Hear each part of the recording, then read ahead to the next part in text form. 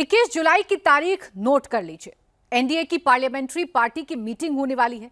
पूरा एनडीए एक साथ दिखेगा। एनडीए के एक एक सांसद को इस मीटिंग में बुलाया गया है। इस मीटिंग की अध्यक्षता प्रधानमंत्री नरेंद्र मोदी करेंगे। एनडीए में इस वक्त 298 सांसद हैं और मीटिंग में उन सांसदों को भी बुलाया गया है जो तब तक एनडीए में शामिल हो जाएंगे। जैसे उद्धव ठाकरे की शिवसेना से टूटकर आए 6 सांसद, ममता बनर्जी की पार्टी से टूटकर आए 20 सांसद। जुलाई के चौथे हफ्ते में सरकार डीलिमिटेशन बिल ला सकती है। इसे लोकसभा से पास कराने के लिए सरकार को 360 सांसदों का समर्थन चाहिए। अप्रैल के महीने में यही बिल आया था, लेकिन बिल पास नहीं हो पाया, गिर गया। मोदी सरकार के पास 360 सांसद कैसे आएंगे, किस किस पार्टी से बात चल रही है, कौन कौन से दल टूटने वाले हैं, कौन कौन से दल पूरा ही एनडीए में मर्ज हो जाएंगे, पूरी रिपोर्ट आपको दिखाते हैं। अब की बार नरेंद्र मोदी 360 के पार।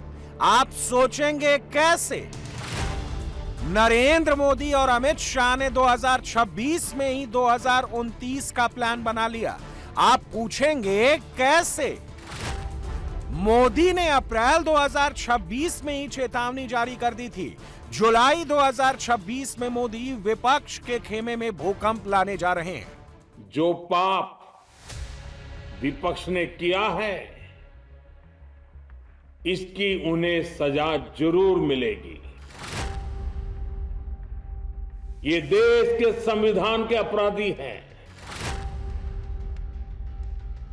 मुझे व्यक्तिगत तौर पर आशा थी कि कांग्रेस अपनी दशकों पुरानी गलती सुधारेगी।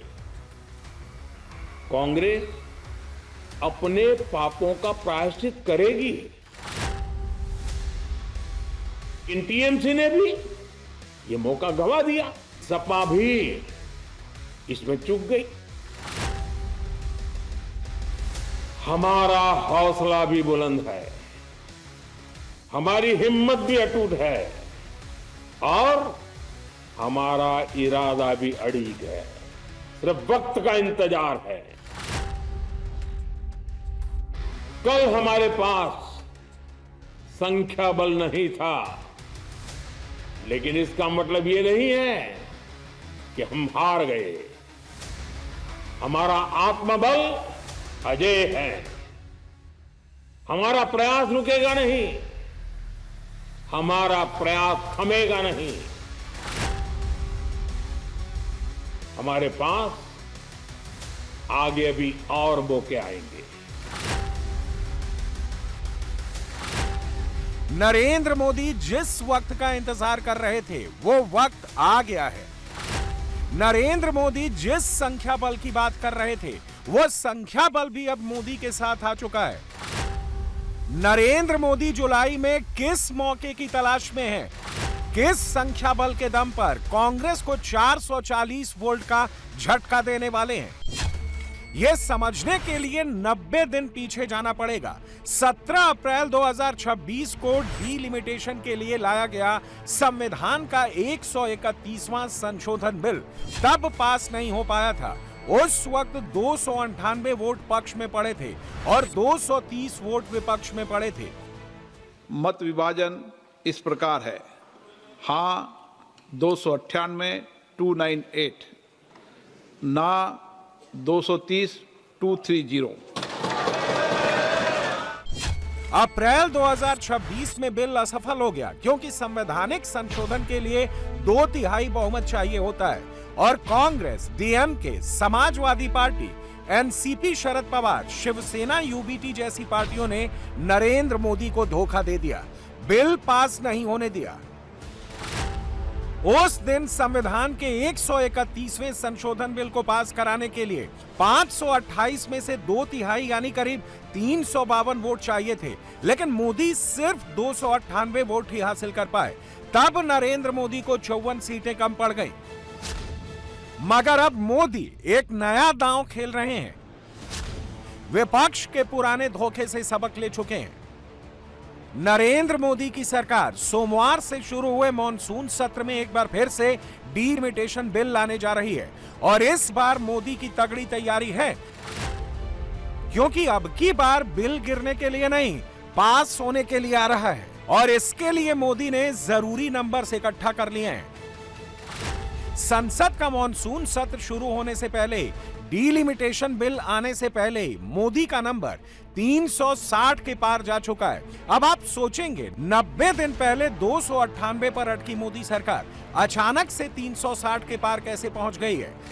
तो इसका जवाब देख लीजिए। मोदी के पास 298 तो पहले से ही है। इसमें टीएमसी से अलग होकर एनसीपीआई में शामिल हुए 20 सांसद जोड़ दीजिए, शिवसेना यूबीटी से अलग होने वाले 6 सांसद जोड़ दीजिए, एनसीपी शरद पवार के 8 सांसद जोड़ दीजिए, यहां पर एनडीए 332 पर पहुंच जाती है। इसके अलावा डीएमके के 22, वाईएसआरसीपी के 4 और शिवसेना यूबीटी के 3 सांसद भी डीलिमिटेशन बिल पर मोदी सरकार का साथ दे सकते हैं। 332 प्लस 29 को जोड़ लिया जाए तो टोटल नंबर पहुंच जाता है 361 पर। यानी बिल के समर्थन में 2/3 वोट पड़ने का रास्ता अब साफ हो चुका है। मॉनसून सत्र में मोदी सरकार डीलिमिटेशन बिल पर कुछ नया लेकर नहीं आ रही है। बिल सेम टू सेम वही है जो अप्रैल में आया था। सेम चीज रिपीट हो रही है। फर्क सिर्फ इतना है कि इस बार अमित शाह 50% की गारंटी वाले फुल प्रूफ प्लान के साथ बिल लाने जा रहे हैं।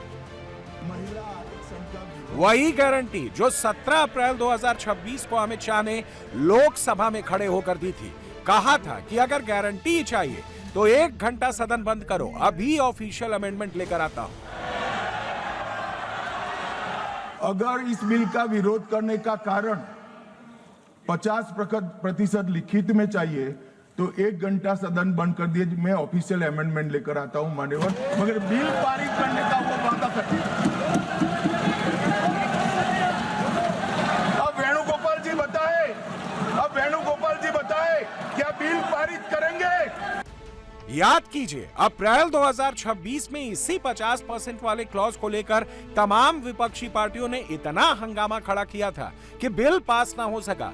मगर डीलिमिटेशन बिल पर संसद में चर्चा से पहले भी कुछ हुआ था।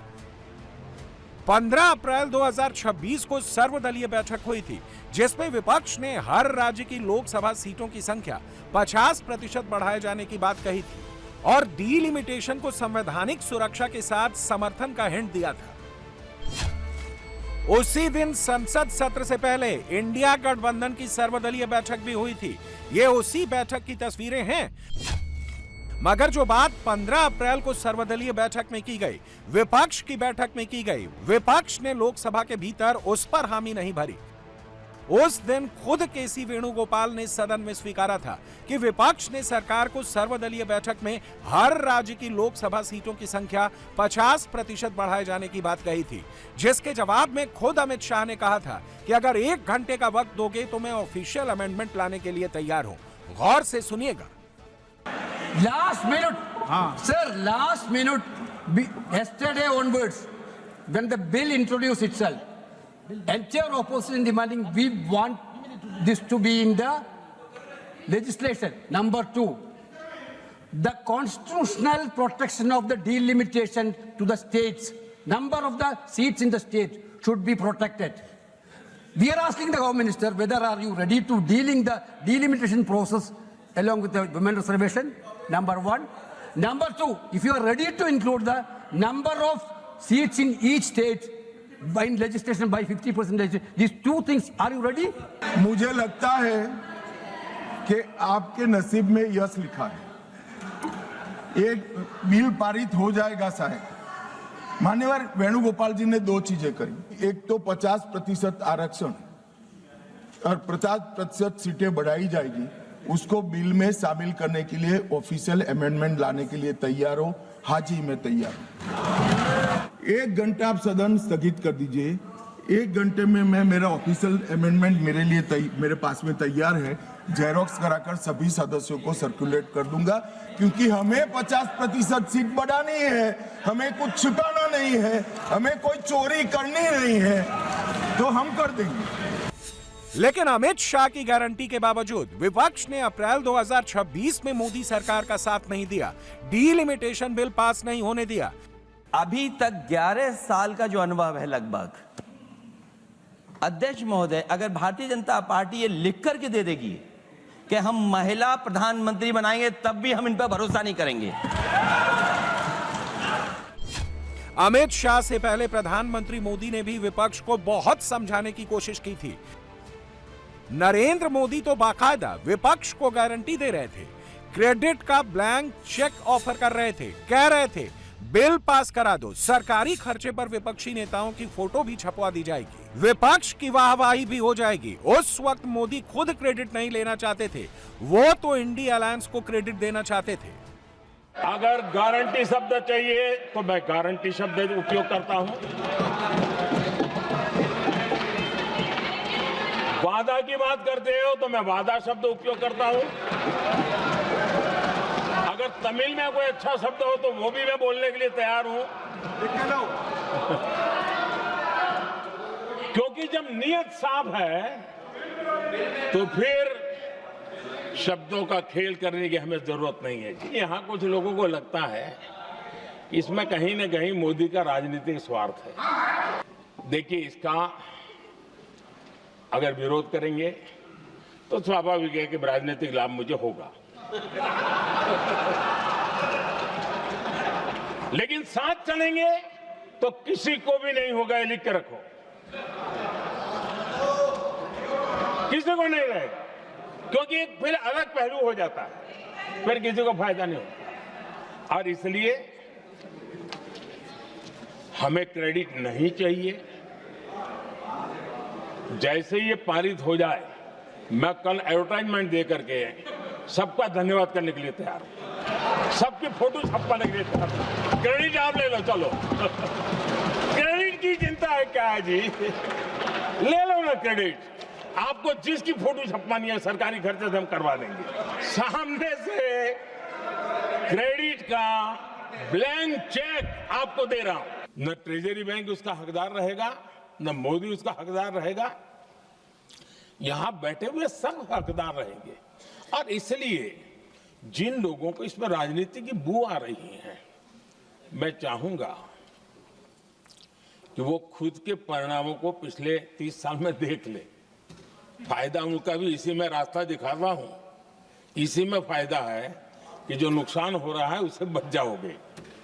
और इसलिए मैं समझता हूं कि इसको राजनीतिक रंग देने की जरूरत नहीं है। नरेंद्र मोदी ने विपक्ष को अप्रैल में ही समझाया था कि गलती मत करो, बिल का समर्थन करो, सियासत मत करो, बिल का साथ दो।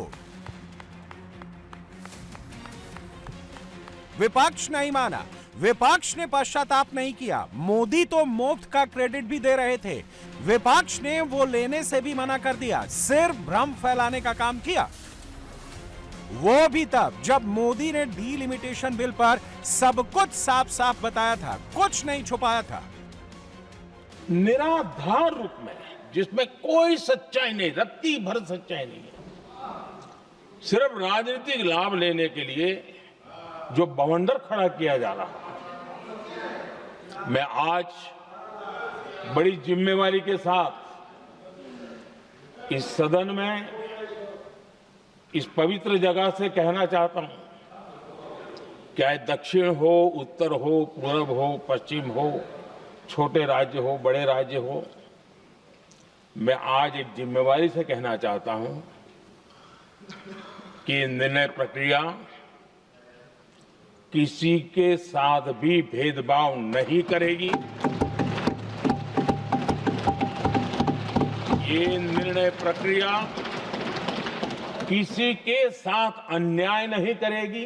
भूतकाल में जो सरकारें रही और जिनके कालखंड में जो परिसीमन हुआ और जो अनुपात उस समय से चला आ रहा है, उस अनुपात में भी कोई बदलाव नहीं होगा और वृद्धि भी उसी अनुपात में होगी। फिर इसके बाद आई 4 मई की तारीख और मोदी विरोधी खेमा खंड खंड हो गया, तितर बितर हो गया। ये चेतावनी भी अमित शाह ने अप्रैल में ही जारी कर दी थी। अरे बैठ जाओ गोगोई साहब, 5 तारीख को काउंटिंग है यार, बैठ जाओ अभी। अरे 4 तारीख को काउंटिंग है, बैठ जाओ। पश्चिम बंगाल में हार के बाद ममता बनर्जी की पार्टी खंड खंड हो गई, छिन्न भिन्न हो गई। टीएमसी में टूट का सिलसिला ऐसे चल पड़ा जो आज तक जारी है। शिवसेना यूबीटी के 6 बागी सांसद एकनाथ शिंदे के साथ दिल्ली पहुंच गए। तमिलनाडु में स्टालिन की सरकार चली गई। कांग्रेस ने डीएमके को ऐसा धोखा दिया कि डीएमके ने भी राहुल की पार्टी से दूरी बना ली। एनसीपी शरद पवार भी धीरे धीरे इंडी अलायंस से छिटककर एनडीए की तरफ आती दिख रही है। एनसीपी अजित पवार से मर्जर की बात फाइनल स्टेज पर है। यूपी में सपा से लेकर बिहार में आरजेडी तक दोनों के खेमे में हलचल तेज हो गई है। अचानक से उत्तर और पश्चिम में हवा बदलने लगी है। अभी कोई भी बिल का प्रस्ताव हमारे यहाँ नहीं आया है। कोई भी चर्चा डिलिमिटेशन के बारे में ना हमने किसी से की है ना किसी ने हमसे की। तो जब बिल आएगा तब हमारा स्टैंड होगा, लेकिन जो भी बिल आएगा हमें विस्तार से इंडिया अलायंस में चर्चा करेंगे। हमारी जो चर्चा हुई थी उसके बारे में मैंने कई लोगों से उसमें चर्चा की थी। तब डीएमके हो, हम हो, सपा हो, 50% के बारे में हम सोचेंगे, ऐसा हमने कहा था। अभी जो सत्ता में है उनको लोकशाही में हम कहते हैं मेजोरिटी बहुमत को महत्व होता है, और अभी ये 6 सांसद आने की वजह से यहाँ पर शिवसेना का बहुमत बढ़ चुका है। इंडिया अलायंस जो पूरी तरह गड़बड़ा गई है। इंडिया अलायंस में कोई कुछ बोलता है, कोई कुछ बोलता है, कोई क्या बोलता है। परसों बोला हुआ आज फिर उनको प्रेस कॉन्फ्रेंस लेनी पड़ती है। पिछले समय तो ये 50% वाला मामला था ही। अमित भाई ने खुद लोकसभा में कहा था कि हर राज्य में 50% सीटों में बढ़ोतरी होगी, सिर्फ भाजपा शासित या एनडीए शासित प्रदेश में नहीं होगी, पूरे देश में सभी राज्यों में 50% सीटों की बढ़ोतरी होगी। ये खुद अमित भाई ने कहा है। अच्छी बात है, अगर उनको पता चला है कि इस बिल को हम विरोध करेंगे, डिलिमिटेशन को और महिला आरक्षण को, तो लोग खिलाफ जाएंगे। और मैं आपको कहता हूं कि विश्वास के साथ ये बिल पास होंगे और जरूर पास होंगे। देखिए, जो काम जो नहीं करेगा उसकी हालत पश्चिम बंगाल जैसी होगी, समझ लो। जब बिल आएगा तब आदरणीय उद्धव जी ठाकरे जी हमारे पक्ष के प्रमुख है, उनका मार्गदर्शन लेकर हम अपनी राय देंगे। हमारी पार्टी की भूमिका उद्धव जी तय करेंगे ना, हम थोड़ा ही तय करते हैं। उसमें अगर समर्थन करना है तो समर्थन करेंगे, कागज पे आने दो, उसके बाद में हमारे पक्ष प्रमुख उद्धव जी ठाकरे साहब से चर्चा करके हम तय करेंगे। ममता बनर्जी ने अगर अप्रैल 2026 में मोदी की बात मान ली होती तो आज उनकी पार्टी की ऐसी दुर्दशा नहीं होती। अगर उद्धव ठाकरे की पार्टी ने उस दिन मोदी की बात सुन ली होती तो आज उनके 6 सांसद बाकी ना हुए होते, यूबीटी बच गया होता, इंडी बच गया होता। विपक्षी खेमे खासकर कांग्रेस पार्टी को अंदाजा लग गया है कि मोदी ने एक और मौका उनके हाथ से छीन लिया है। इंडी में शामिल पार्टियों को ही कांग्रेस के खिलाफ कर दिया है और यह चिदम्बरम के पोस्ट से साफ साफ क्लियर हो चुका है। कांग्रेस के नेताओं की भाषा बता रही है कि इंडी में टूट भी पड़ चुकी है और डिलिमिटेशन बिल पास होने का रास्ता भी साफ हो चुका है।